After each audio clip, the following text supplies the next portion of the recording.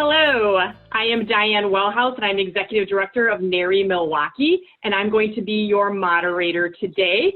Welcome to NARI Milwaukee's live one-hour webinar. Today we will be featuring NARI member professionals to help provide you information on how to select a remodeler and get started on a project. A few housekeeping items for those of you who might be new to the Zoom platform. Everybody is on mute. However, we can chat through the chat feature. If you take your mouse and you scroll towards the bottom of the screen, you'll see an icon that says chat. If you click on that, you can then talk with the other members on the call. And you may want to test it out by saying hello to your fellow members, or you might want to tell us what type of remodeling or home improvement project you have in mind. If at any time during our webinar today that you have a question, we would ask that you would put it in the Q&A box that you can see down there in the ribbon as well. That way I will be sure to see your question, and then we can address your questions to the panel. If your question is relevant to the topic that we are on at the moment, I will go ahead and ask it right away. Otherwise, we might save your question towards the end. Those of you who are unfamiliar, NARI is the National Association of the Remodeling Industry. We're a nonprofit trade association that brings together qualified professionals in the remodeling industry. And Milwaukee, specifically our chapter, has been around for almost 60 years, and we've been a trusted resource for you, the homeowners. May is National Home Improvement Month. It was established in 2002. NARI uses this month to educate consumers about remodeling and home improvement projects, along with helping you find the right contractor for your project.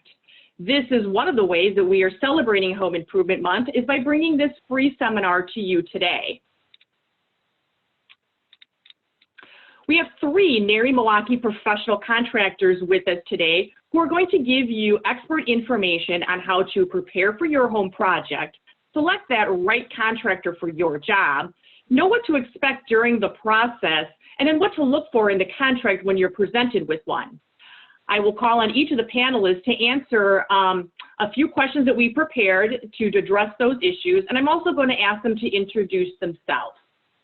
So thank you to our panelists for joining us today, volunteering your time to help our consumers in the Metro Milwaukee area with all of their home improvement and remodeling projects. Let's do some self-introductions, and we'll start with Tom Mainville.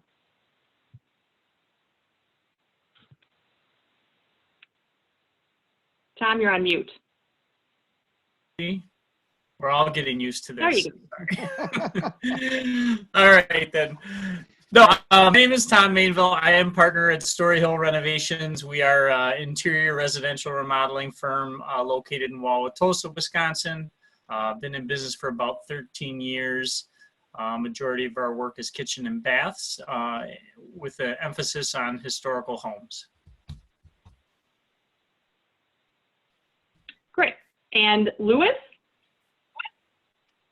I almost said good morning. I don't know. I feel like I'm trapped in constant morning now. I have no light in my basement. I'm Louis Wire. I am the president and second generation owner of Carmel Builders. We're in our 41st year of business, and we are a full service design build remodeling firm in the Milwaukee area. We specialize in kitchens, additions, larger scale type whole house remodels, projects that are a little bit more complicated than just your average swap out type of thing. But yeah, glad to be here. Thanks, Diane. Thank you. And Jason. I'm from J&J Contractors. Been in business since 1983. I'm second generation, and we do anything interior and exterior, bathrooms, kitchens, roofing, siding, windows. To whole house remodels also. And also thank you, Diane and panelists, for being here today. I really appreciate it. Awesome. We did have a question where they missed what company that Louis was with. Louis is with Carmel Builders. So let's start off with our questions. Planning and preparing for any kind of project we know leads to success. The same is going to be true with a home improvement or remodeling type project. In your professional opinion, what should a homeowner do to prepare to start an improvement or remodeling project? And Tom, we'll start with you.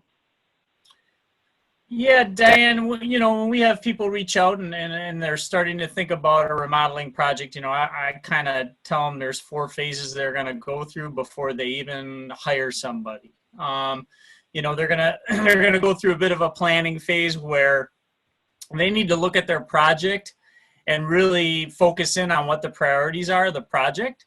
Then they need to determine a timeline when they want that project done, and they also need to determine a budget. So that's kind of their planning phase to starting to think about a remodel. And then, you have a ideas and inspiration phase where, they might have been gathering some information or some pictures or some photos. So you start collecting and assembling those. You can also, now that we're in this, quarantine where we probably have more time to be able to be on technology, things like House and checking out people's websites and Pinterest, all of those are really good areas to go and to start collecting even more ideas, And then, even though we're shut down now, there are certain showrooms that are doing things by appointment only. So, we do a few things with the Kohler Signature Store, and our clients or potential clients, or even people that are like, hey, I want to check out this faucet that I'm thinking about getting. We can have them make an appointment with them. So that's another place that you can get some ideas and inspiration from. So that's a phase. And then, really, then it comes down to a research phase on what contractor you're thinking about going with. So, you can look at NARI's website, BBB, you can look at Angie's List. There's all different, areas to go and kind of look for references and to kind of do almost like a background check on them. And then ask your friends and neighbors. You see your friends and neighbors doing some work, ask them how their experience was. And then if you see some trucks running around your neighborhood, maybe those are the people that you're going to eventually reach out to, and then once you kind of gather all that information, then it's on to, picking up that phone and making that first phone call. Okay, Louis, what do you have to add that homeowners should prepare when they're thinking about a project? What should they do? Yeah, I mean, Tom's point's probably the most, everything Tom said is 100% correct. And I would probably echo what he said. Some other things to think about that I encourage people when they're considering a remodeling project is to start really thinking what your long-term plan is going to be. And what I mean by that is, for starters, how long are you going to stay in this house? What works for you? What doesn't work for you? And how big are those obstacles? It really kind of comes down to why are we doing this? If your why is for aesthetic reasons, that's perfectly fine. But more often than not, what we're finding, and I'm sure Jason and Tom feel the same way, is most of the remodels that we're doing are more being done because something doesn't work in the house. Be it the room is too small, it's not comfortable, there's no storage, there's no privacy, there's no room to get the kids away from us. So, but if you don't know what your long-term plan is, that's a big deal. If you're only going to stay in a house for 5 years, a really big remodel project probably doesn't make much sense. But on the other hand, if you're going to stay in this house, if you say, look, we're staying here till the kids wheel us out of it, you're going to probably go and do it with a different set of priorities. And it's really important to know what that long-term plan is when you start meeting with people like ourselves, because our job is to help you get there and put together the strategy. Because I like to say this all the time. We've been in business for 41 years and I've had exactly 0 clients with an unlimited budget. So if you don't have an unlimited budget, we have to help you figure out how to get there, because it's not really important what we do in 2020. Is this house going to work for you in 2025, in 2030? Is it going to work for you as the kids get older, get school age, graduate, go to college, grandkids come to the house? All those things need to be figured out. So think about your long-term plans, and definitely if you're married, talk to your spouse about it, because I can't tell you how many times we meet with people and it turns out that one of them has got an idea that's over here and the other one's like, whoa, but we kind of wanted to do this. And that's very awkward for me to have to be a part-time marriage counselor when I have to do that. But talk about it, figure out what you guys really want to do, because that's our job. That's why you're hiring people like us, because the people that on this panel, but I think most professional remodelers, we want to help you make your house work for you. And we don't know that if you don't know really what you want it to do. So that'd be my advice. Okay, thank you. And Jason, what advice do you have for homeowners in preparing for whether that's a home improvement or a full remodel of their home? So Tom and Louis really answered most of it, but one thing I would definitely say is financing. A lot of people, if they are thinking about spending, $100,000 on a remodel, and you don't necessarily have the money, start thinking about that, because that is a very important thing. A lot of people are doing line of credit, second mortgages, or even getting money from banks on different ways. But that's also one thing I would start to think about right away, because if you can only get 50 grand, for example, but you want to do a $100,000 remodel, well, then you have to scale back your remodel to do it with what your budget is. So I think that's something that's really important. I also deal with a lot of stuff with windows and roofing and siding. That is a little bit different because people, that's more of something they have to do. And it's not something that necessarily they always want to do. It's funny, a lot of times I'll go on a kitchen remodel and I'll see the roof and the roof is really bad. And they're like, well, we really need to do the roof first. So it works out good for us because we're able to give them a price on the roof and kind of help them get that part done. So it works out with the kitchen too. So. Perfect. So now that the homeowner has taken all of your advice and they've prepared to do a project, they now need to find themselves the right contractor. So whether they attend the NARI Milwaukee home shows, where they can meet with a lot of contractors one-on-one through the show, they call a NARI contractor, or they're meeting with them through virtual meetings like this, what is a homeowner really looking for when they're interviewing contractors for a project? What should I be looking for? What's going to tell me that that's the right contractor for me? And we'll start this question with Louis.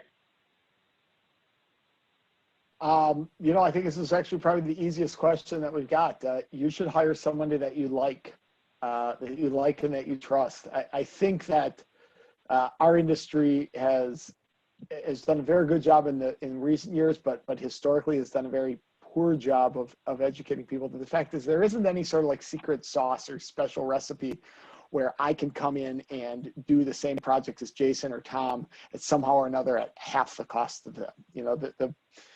The costs are what they are. We're all buying from the same suppliers. We're all hiring from the same labor pool. We all have to basically put in the same margins to be able to stay in business. So at the end of the day, it's who do you like? So that, and that's something unique for you as a homeowner. What's important to you is, do you want somebody who you feel is really just brass tacks and is really quick and gets to it? Great, hire a contractor who's got that attitude. If you're looking for somebody who's got great design ideas and comfort and of like just you can connect them, hire that person. If you're looking for something else, do that. But to me it's a partnership. I mean, a lot of our projects, we work with people from design to full construction. It might be 2 years that we work with people. We darn well better like each other. So hire someone you like. Awesome. And Jason, how about you? What advice do you have that a homeowner should be looking for when they're interviewing contractors? So number one, I always recommend an NARI contractor. I think that's one of the most important things. It's really the way to go there. But also, like Louis said, you have to go with someone you like. One of the things we had a meeting today in our office is I treat our employees like family. We treat our customers like family.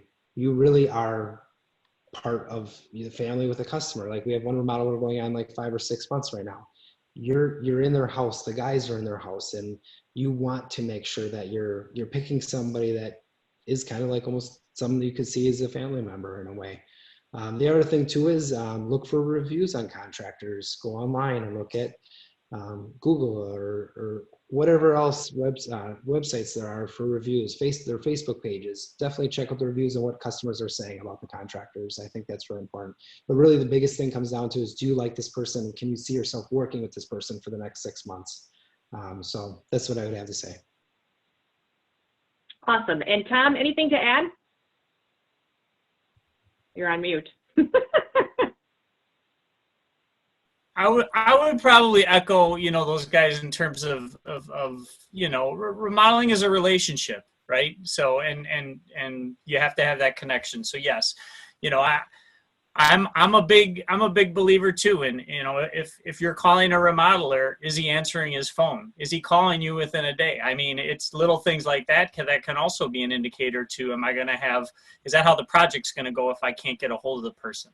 So that's something you could look at. Ask about their process. How does their process work from the minute that you reach out and call them to the end of the project? Ask them about the process. Do they have a process? Most good remodelers will have a process.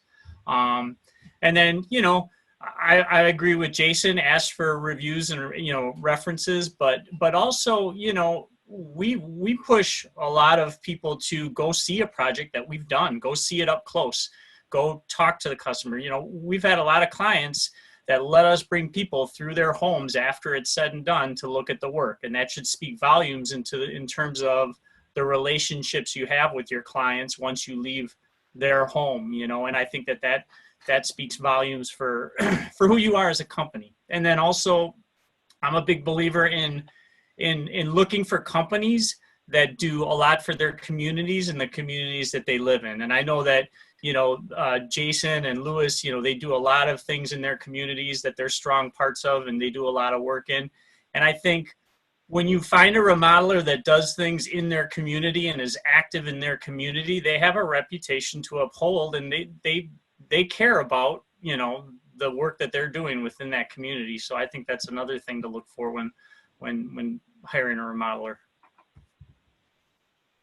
Thank you. I agree. So Tom sort of touched on this a little bit with his answer was, good remodelers have a process, and they know their process. They can speak to it really easily, and that process is truly followed throughout the entire thing, from the day that you meet the contractor until your project is done.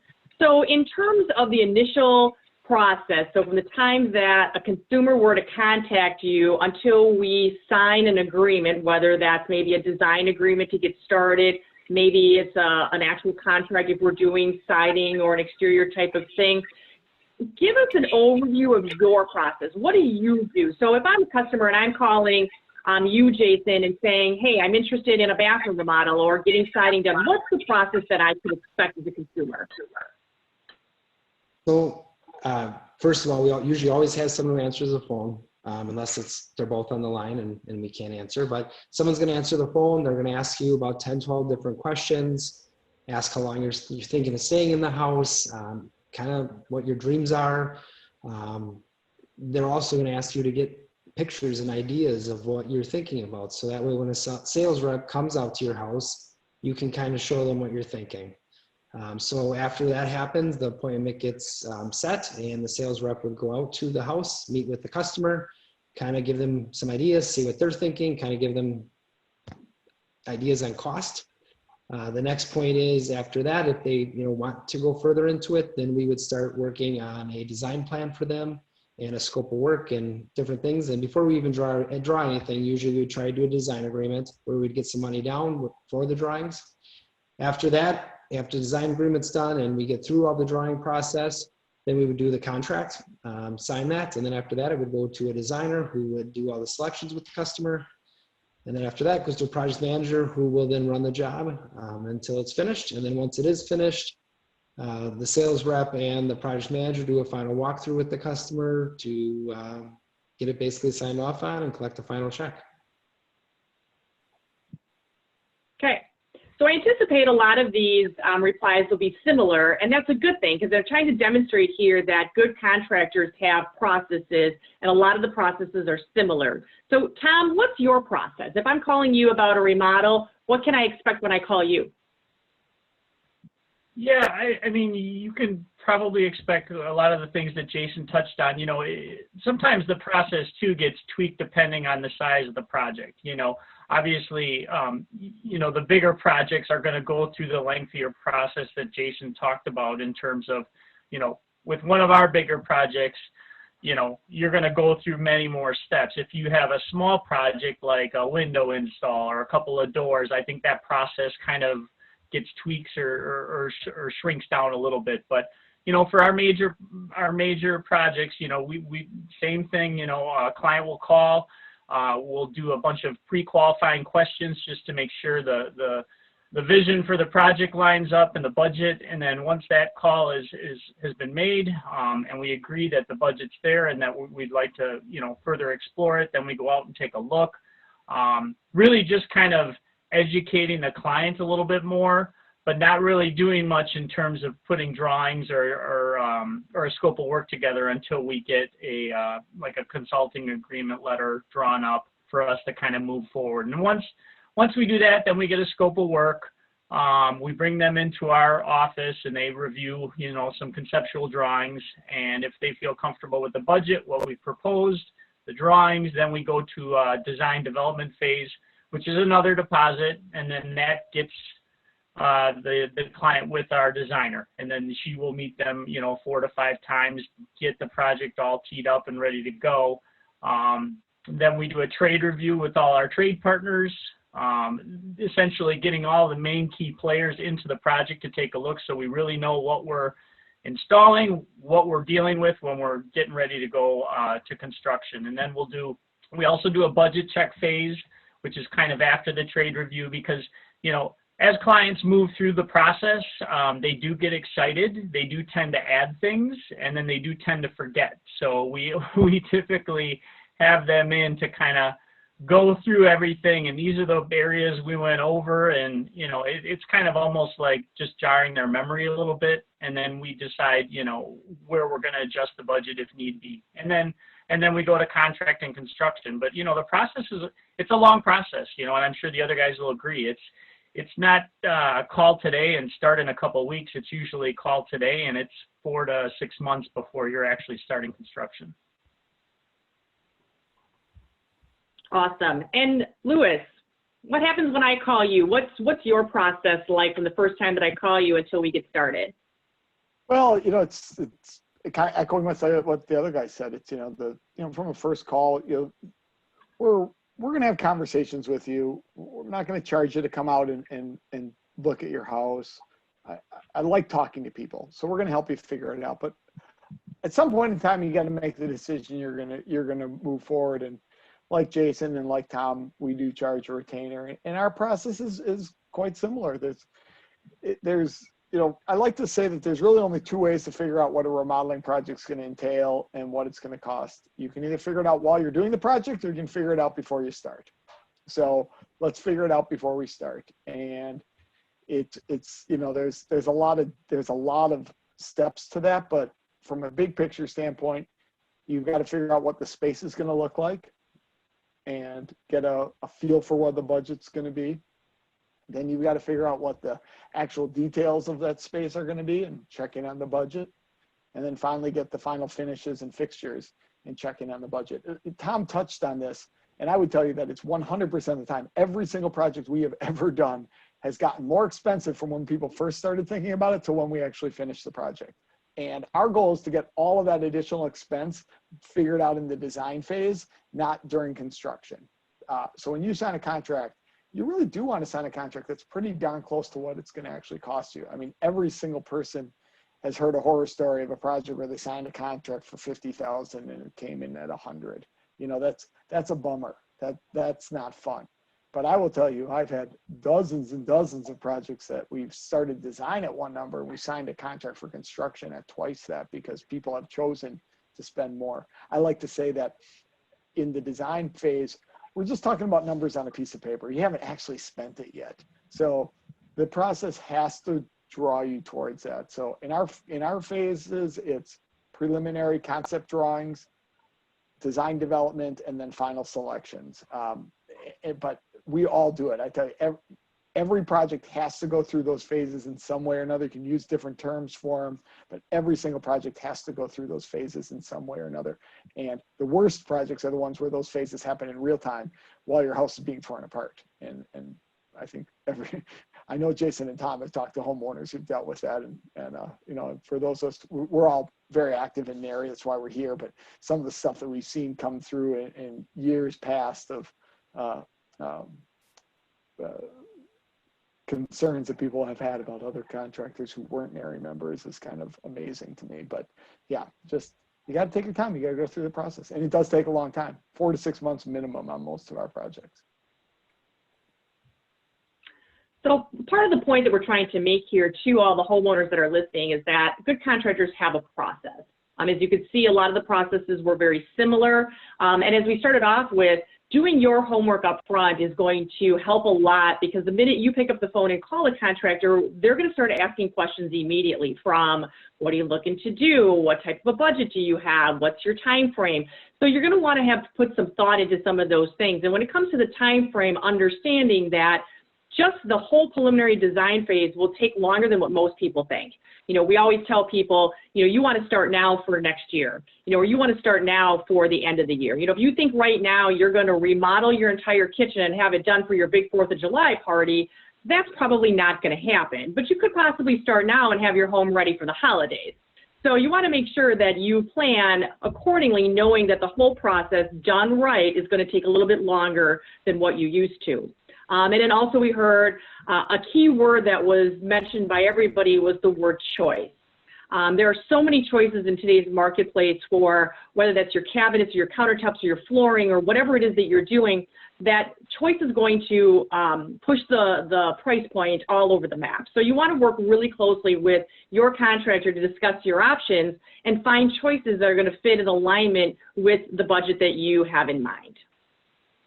So now that we have prepared, we've gone out and scoped up talked to some contractors, we understand what the process is.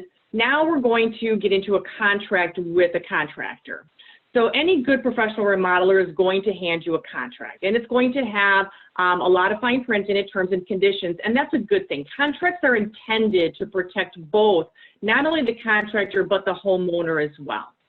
So let's find out, what are the key things a homeowner should be looking for in a contract? And we'll start this question off with Tom. So, when you think about a contract, obviously probably the simplest one is making sure that the contractor's, name, address, phone number, and if they have certain licensing that they need to carry, that's on there as well. Making sure that they have a start date and a completion date, that's required in our contracts.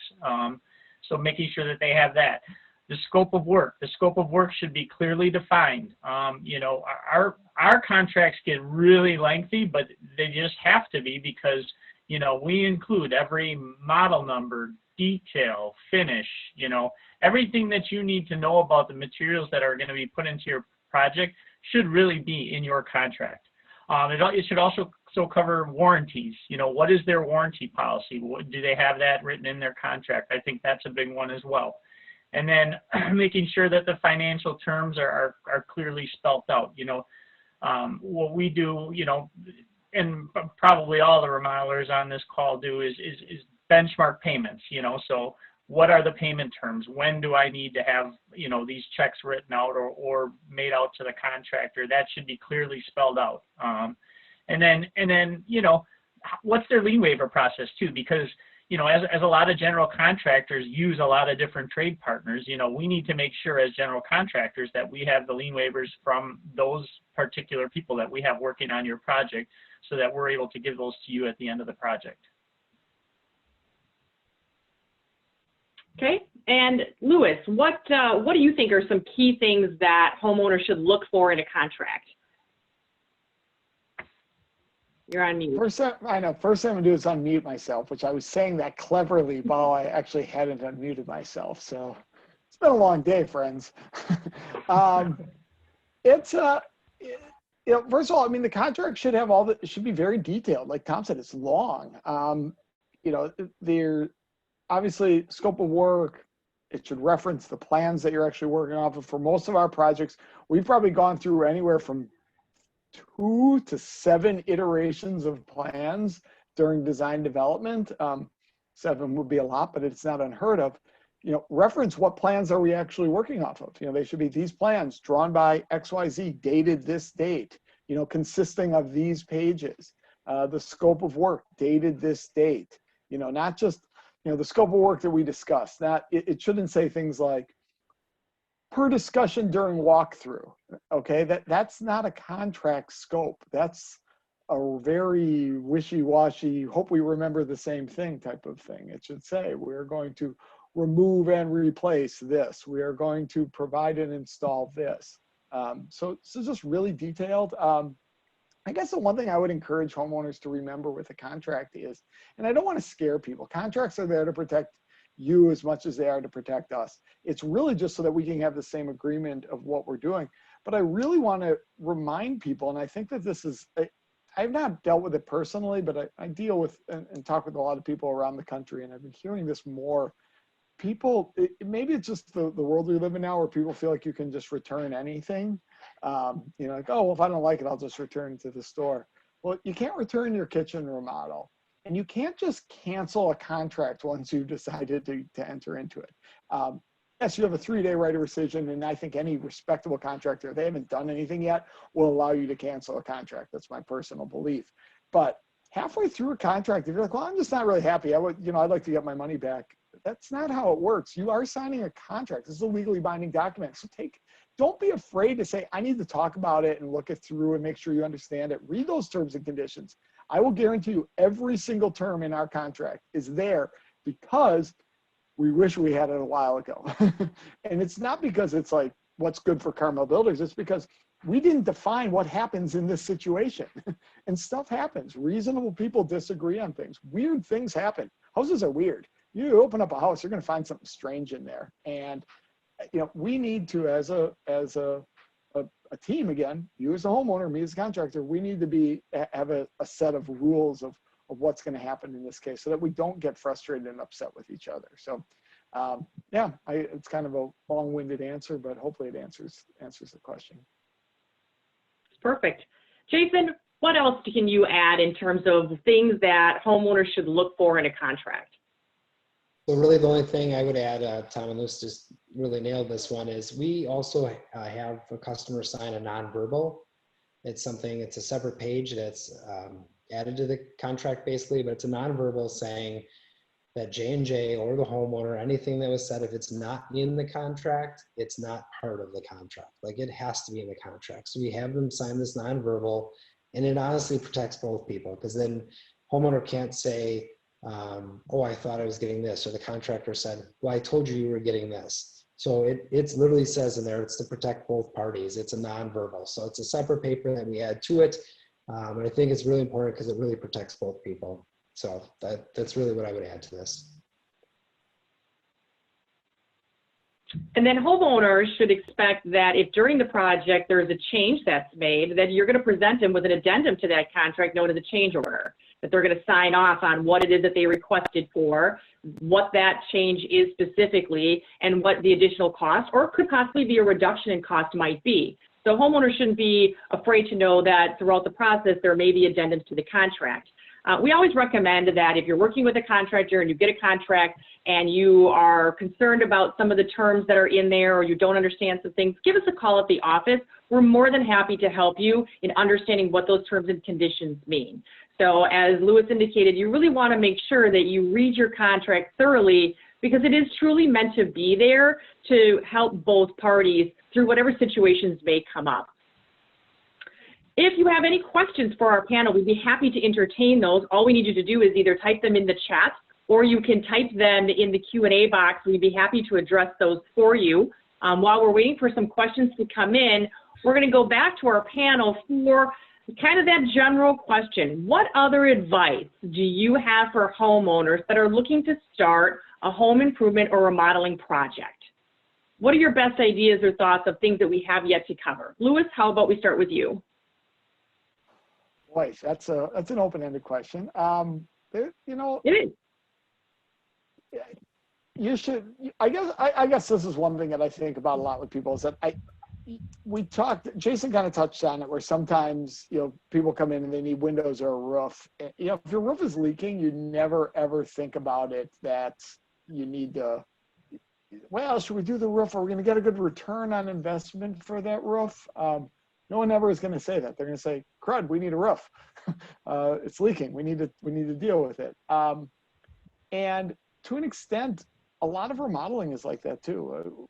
We work in I know all three of us work in a lot of older homes. And I'm going to look at one tomorrow morning, and their house is like, the kitchen is like from the 1930s. It is old. Well, yeah, you could look at it and say that you've got a do we really need this? Well, you kind of do. You got a 90-year-old kitchen. It's worn out. It needs to be replaced. So don't be afraid to look at remodeling as maintenance on your house. And I think that there's something about that to me is very empowering, is very exciting about what we do, is that when we take a house that needs a new kitchen and we put a new kitchen in it, that home now is almost like reset the clock on when it's going to fall apart. Because if you do nothing to a home, they will eventually fall apart. But if we maintain them and we improve them and we remodel them and we put a new bathroom in when we need it, and we put a new kitchen in when we need it, that house is going to stay, and it's going to stand for a long, long time. And I think that there's something noble about that, because that's what makes neighborhoods last. And I think it's something that, to me, I live in the city of Milwaukee. I believe in southeastern Wisconsin. I believe that good neighbors make good neighborhoods. Good neighbors are people who care about their homes. And when you do that, you can take some of my favorite projects are just these modest projects, because we've taken a house in a nice neighborhood, middle-class neighborhood, and we just set the clock back 50 more years before that house is going to really be the rundown house on the corner. So I don't know. I just think of that like that. You're making an investment, not just for you, but it's in the future and it's in your community, and it really does matter. So that's just my thoughts. So we do have a question, so we'll pause on the general advice and we'll answer the question we have from a homeowner. It says, if I want to do a basement build out that would need 2 bedrooms with escape window, a full bath, 2 additional rooms without windows, and a rec room, what kind of price range would I be looking at? Basic fixtures in the bathroom, and the house is 20 years old with poured walls. Kind of an open-ended question there. It's a big project. Anybody want to tackle that?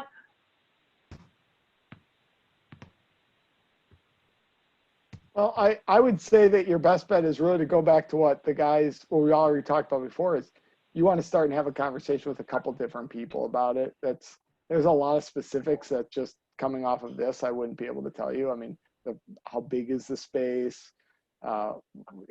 Without looking at it, I don't think any of us will really be able to give you much without looking at stuff or having an actual conversation with you. So I would encourage you to call all 3 of us so we can give you an idea. There's a lot that goes into that. Anybody else? Really hard. It's really hard to answer that question without knowing like square footage and just a lot of different details about the space. Tom, you agree? Yes. Agreed. Yeah. Okay. I will say this. I got that's a very big. People tell me basic fixtures all the time. Like that's like, oh, we just want basic fixtures. And then we go through it. I'm like, okay, that's not really that basic. I don't know. We'd want to talk with you. I'd be glad to have a conversation and chat about it, I'm sure. Yeah, that's a tough one because it's a lot of space, a lot of rooms, and a lot of choices that are going to move that price point all over the place. So that's a tough one to guess with a little bit of information. We do have another question. What type of tips and guidance would you give if I need to choose new windows? Call Jason. I can answer that for you. So regarding windows, there's so many different details with windows. There's fiberglass windows, there's vinyl windows, there is wood windows, aluminum clad exterior. One thing we always like to do is triple pane windows. We think they're very efficient and well worth a little bit of extra money that you can spend to get them.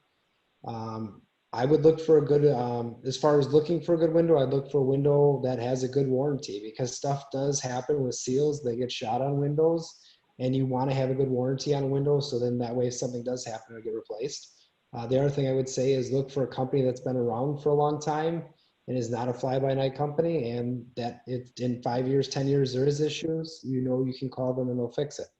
The last thing with windows I would say is I think it's very important that windows are installed by guys that work for the company and isn't just like sub crews coming out from. I've seen companies use people from Illinois for windows and siding. You want employees installing the windows because they're going to care about what they're doing in the install. So that's what I'd say about windows. Anyone else have anything to add?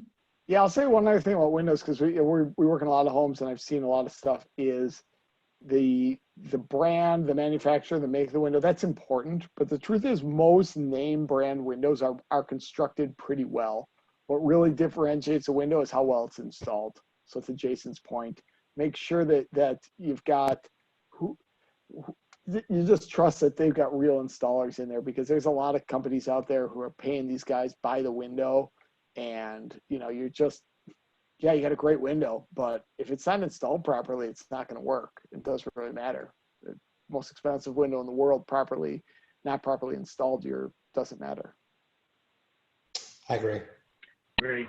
So we have another question, and this is a great question, and maybe each of you can touch on it. So with the Safer at Home happening right now, are any of you guys doing discussions about, say, kitchen remodels? How are you going about engaging with consumers right now who are interested in doing some sort of a project while we have social distancing and the Safer at Home order happening? What's your processes? Tom? Well, I mean, right now we're kind of doing what we're doing here on this webinar. Our initial calls are via phone, but then if we want to dig deeper into it, that's when we're going to this type of meeting where the client actually is either taking their smartphone or their computer around and kind of showing us the space while we're having this conversation about, what are you looking to do? What's the budget? Et cetera. So it's almost kind of opened our eyes to that. Probably could be done a little more often instead of a phone call. Like, hey, just flip your phone around and show me, what you're talking about and what you're thinking about doing. So, and then, as you get further into the space, there's different apps that we've been able to use too for clients to even be able to measure out the room. But in the end, we still have to get in there the further we go along. But we've done things in terms of not having a lot of people through the house.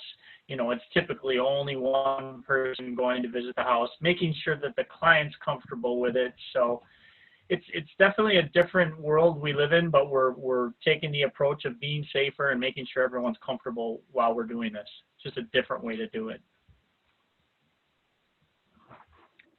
Louis, anything to add? No, very similar to Tom. A lot of Zoom calls, and depending on the client, depending on their situation. I've actually gone and looked at a home while they weren't there, where we've met in the driveway and they let me in, and I walked in, mask, gloves, booties. I walked around, looked at it, then came back out and we had a conversation, and doing something very similar tomorrow, but not before the Zoom calls. And just like Tom said, I'm excited about some of the stuff that's come out of this, is that people are more comfortable having these types of conversations. So it's a lot easier for me to have a phone call with somebody who maybe, 2 months ago didn't even know what Zoom was. I don't know if I knew what Zoom was 2 months ago. So yeah, we're all doing our best. So NARI has worked with its contractors to provide additional guidelines and some suggested processes, obviously all in alignment with what the CDC has recommended, making sure that we're sanitizing, we're wearing masks, other personal protection that's happening. If we're leaving anything with the homeowner and we're there, we leave it on the counter, we don't hand things to people, and just being very respectful of each other's space. And I think in a time like this too, that open communication, if you set an appointment and you have someone coming over to look at a project and you start not to feel well for any reason, let somebody know and just reschedule that project. It's better to be safe, and even if it's nothing, than to be sorry, and all of a sudden all kinds of people are having a problem. So Jason, is there anything you would want to add to that, or pretty much the same? It's pretty much the same. Our first conversation with the customers is the office is actually setting up a time and date that it's a phone conversation first, and then we go to a Zoom one after that if it's necessary. So it's pretty much the same as what the other guys are doing. Okay, we have a couple more questions, which is great. I'm not sure we'll be able to answer this one either because we don't know the scope of the project, but it's the beginning of the project. How much money should I expect to pay for preliminary drawings? They've got information that some companies do drawings for no cost or low cost. And obviously we all talked about the fact that as we get through the phase and we get to a design phase, we put down a design contract with a deposit. Is there an on average amount that you think you could suggest? I think it varies on the size of the project in terms of what the retainer would be, that would be collected. It really depends. A whole house or an addition might cost a bit more to get into that design phase than, say, a small 5x8 bathroom. So I don't know if there's exactly. I think I'm not going to speak for the other gentleman on this, but I think we're all probably at various price points. But overall, I think you should be, with any good remodeler, you should be expecting to have to put some money down if you want to continue working and going through and getting some drawings and scope of work. I think that's just should be expected. And the guys that are giving it away for free, I think that's kind of a red flag for down the road when you're going to see change orders and things different pop up that all of a sudden, you weren't expecting because there wasn't care and seriousness taken. And hey, we need to get some money here so that we can really go through this and look at this project, thoroughly. Yeah, I'll say to that. Anyone that else? It's the thing about drawings is what are you getting? You get what you pay for. Of course, ultimately, we talked about before. At the end of the day, I believe you're going to pay, with any professional, you're going to pay the same amount for the project, no matter how it goes. And for us, we charge $2,500. That's our flat fee to get started. We're probably higher than some. I think we're probably less than others. But I'm very, very confident what you get for that is well worth the $2,500 that you spend. It really depends. It depends on the project and what you're going to get. But to Tom's point, everyone's going to charge something. And at the end of the day, the project's going to cost what it costs. And design is just as much a part of that as everything else. Jason, anything to add? Yeah, the drawings can be anywhere from as low as $1,000 up to $5,000 we've had. So it really depends on the project, what's all entailed.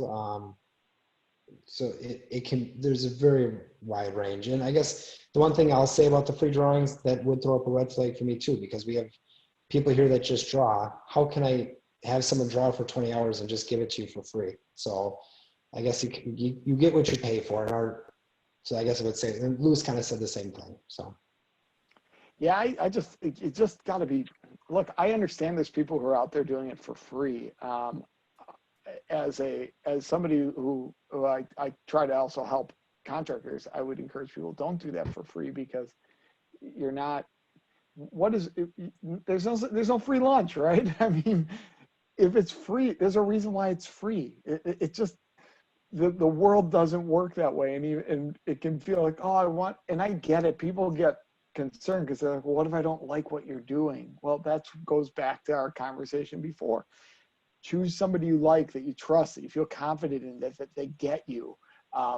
They should have a process that explains, how do we get from these ideas in your head to something on paper? Because look, the next project we do where the first thing we draw is the perfect plan will be the first. It never is. So we got to work together on that. But and again, good contractor's going to charge you for that, because Jason's point, he's got somebody drawing in the office for 20 hours. Unless he suddenly found a way to get people to work for free, which if he has, he should be calling me. But no, we got to, no, we take care of our people. We all do. We want people to have real careers in our industry, and you don't do that by doing stuff for free. And I would imagine if you're questioning what you're getting in terms of drawing for the price, probably the contractor that you're working with would be happy to show a sample of previous drawings that they've done, so that you would be able to see that you're going to get this as your preliminary drawings. Maybe there's a fee for the actual build permit drawings or whatever, but you would be able to give them a sample to say, at this stage, for preliminary drawings, this is what we're going to do for you, and this is what they would look like based upon others. And I think that might help guide you to decide if it's worth the money that you're going to pay for some of those drawings as well. So we have some more questions here. This might be a Jason question. talking about the benefit of choosing a metal roof versus a conventional roof. Is there any benefit to one or the other, and is it cost effective to go with the metal roof? So regarding metal roofing, it's a great product and it will last you 50+ years. The problem with it is it's almost triple the price of a normal shingle roof. Even for example, my house, I did a normal shingle roof. I did not do metal, and I do plan on staying there forever. And the reason was because of the cost. You literally could replace your roof 3 times before you pay for a metal roof. So it's got to be something that you got to love it too, because once it's on there forever. So that's the other thing. You got to make sure it's like the perfect color, because a lot of your siding is not going to last 50 years. So a lot of times people are changing colors on things, and so if you have a metal roof, you're kind of married to that metal roof. So. Okay. So another question, kind of a clarification. We talked about the process from that initial phone call to perhaps swinging the first hammer being 4 to 6 months possibly.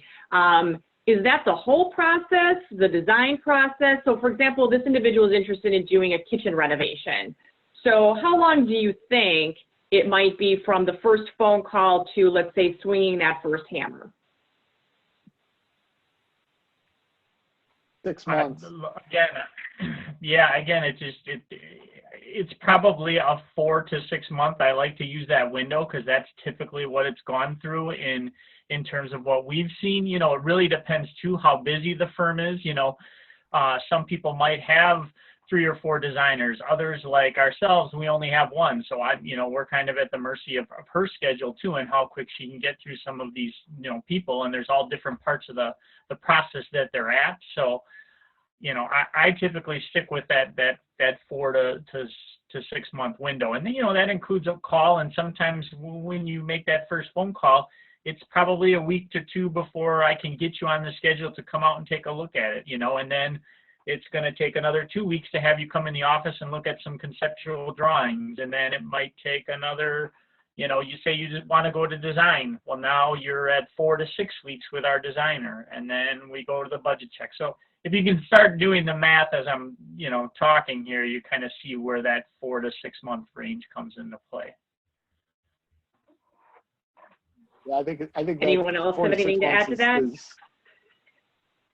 Yeah, I'll echo that. I think it's, for us, it's generally take you a month to get you into our design program, 4 months of design and development time completely. When you sign a contract, we don't start the next day. We all have different volume that we can produce at one point in time. So when you sign the contract, then you got to get plugged into the construction schedule, which for us is generally about 2 months after you sign the contract. So yeah, 6 months. I think it's hard to do a full kitchen remodel from when you first called to start swinging a hammer in less than 6 months. I really do. And it doesn't mean it's impossible. I mean, smaller projects, simpler projects, sure, but I think you're better off thinking. I'm telling people who are calling us today that, look, you're looking at a project that's starting at the end of this year. Most likely. Jason, you agree? So we're a little bit different, but we're usually starting projects within 8 weeks. But I also have 3 designers on staff. So the second it's signed, it goes into design. And then the other thing too is we have 5 project managers that are running jobs. So we do it a little bit differently, where I have to do a lot more jobs and try to get them up quicker. So we're usually from sign a contract, it goes into selections within a week or 2. And then we're usually starting within 6 to 8 weeks usually. But you still have from the time I make a phone call to having the first true phone call to maybe a Zoom meeting to actually meeting with the client, there's that process that happens up front before you even get to the contract. So it's probably a little bit longer than just 8 weeks. Correct. That whole process, like right now I'm booking appointments till June 10th. So I'm a month out just to talk with people right now. So yeah, so probably closer to 4 months from the first phone call. Okay, perfect. We have a couple that looks like they're looking to do a kitchen remodel. So they want to know what they should consider in trying to decide whether they should refinish or replace their kitchen cabinets. What are your thoughts? Louis, you want to take this, or I could take it. To me, you know, I think that people will be surprised. Every time I get this question, I tell people, well, I actually know a guy that does, you know, kitchen cabinet door refacing and whatnot, and you should, you know, maybe get a bid from him. And then, you know, they come back, and what I can do for depending on what line we put him into, it's, you know, cabinet refacing and cabinet doors is not cheap. And not only that, you're not getting the amenities and the insides of the cabinets that is what you're really wanting when you're doing a kitchen remodel. You know, you want to be able to use all that storage and do the nice lazy Susans and the pullouts, and you're not getting that with refacing. So you add that on top of it, and you're at the price of a new kitchen cabinet. So I tell people to kind of investigate, and then a lot of times people will come back to me and go, yeah, you were right, that was really expensive. So. Yeah, I'd go back to the comment I made before, like your long-term plan. If you're only going to be the house for a few years, maybe refacing or something's painting is fine. But long-term plan, you're generally better off just putting new cabinets in. The most expensive part of a cabinet is the door and drawer fronts, by far. The boxes and the insides aren't that expensive comparatively. I mean, it's 3/4 of the cost is the fronts of the cabinet. So to Tom's point, you're spending most of it on those doors and drawers, and you're not getting all the other good stuff. So yeah, what's your long-term plan? Jason, anything to add? Yeah, I just actually did one the other day, and it was literally like a $5,000 savings. And I literally just said to them, I can do this if you want, but for $5,000, like, we're going to get a garbage pull out in there. We're going to trade divider. And it really just does not make sense to try to save a couple of grand when you can have all new. Okay. So at the moment, those are the questions that we have from the audience. We'll wait and see if we get some more. So we'll go back to the open-ended question of, what other advice do you have for homeowners looking to start a home improvement or remodeling project? And Jason, what advice do you have? Kind of an open-ended question. What have we not covered here today that you think would be great advice for homeowners to know? We talked about this earlier, make sure you like the person. If you like the person and you think it's someone you can see yourself long-term with over 6 months, 8 months, then that's really the biggest and most important thing. So out of anything, I would say that would be one of the most important things to take out of this. Okay. Tom? You know, I would just say be prepared for the ride. I mean, you've listened to how we have explained the process and how it's kind of lengthy to get up to that point of construction, but then, you know, be prepared for the ride of that construction. And I think any good remodeler, you know, will set that expectation with the client and letting them know that, hey, you're really going to love us now. When drywall starts, you're really not going to like us. And then you're going to like us again at another part of the project. And I just think clients have to be aware and listen to the remodeler when a good remodeler is trying to set that expectation. Once we get to the drywall phase, I actually pull out a sheet of paper that I showed them at the beginning of the project, and it's like the homeowner's emotional roller coaster sheet, it's called. And I'm sure some of our remodelers on here have seen it or used it. And, you know, it's just, I bring that sheet out when we start drywall, and they start to chuckle and they go, oh yeah, that's right. I remember you showed me this at one point. I'm like, yep. I'm like, we're here now. So just be prepared. It's a long process, but a good remodeler, that's just the way it's going to go with a good remodeler, you know. Awesome. So we are at our 1 hour time frame, but if you have any further questions for contractors or just want to know in general about remodeling a contract maybe you have, or if you're having some concerns with a contractor, a NARI member that you might be working with, by all means give us a call at the office, 414-771-4071. We're always happy to help. That's why we're here. We're a resource to the homeowners for your remodeling needs. If you don't have a copy of our free remodeling resource guide, it looks like this. It's called Renovate. In it is great articles about tips and tricks on remodeling, trends, articles on some of the discussion we had here today. We'll send this to you for free. In the middle of it is our full membership directory. You can also get our membership directory online at our website, which is narimilwaukee.org, and there's additional information up there for homeowners as well. If you want a copy of this great piece, go ahead and either call us at the office. We'll get your name and address and we'll send it out. You can also send us an email at info@narimilwaukee.org. Put your address in there and we'd be happy to send this out to you as well.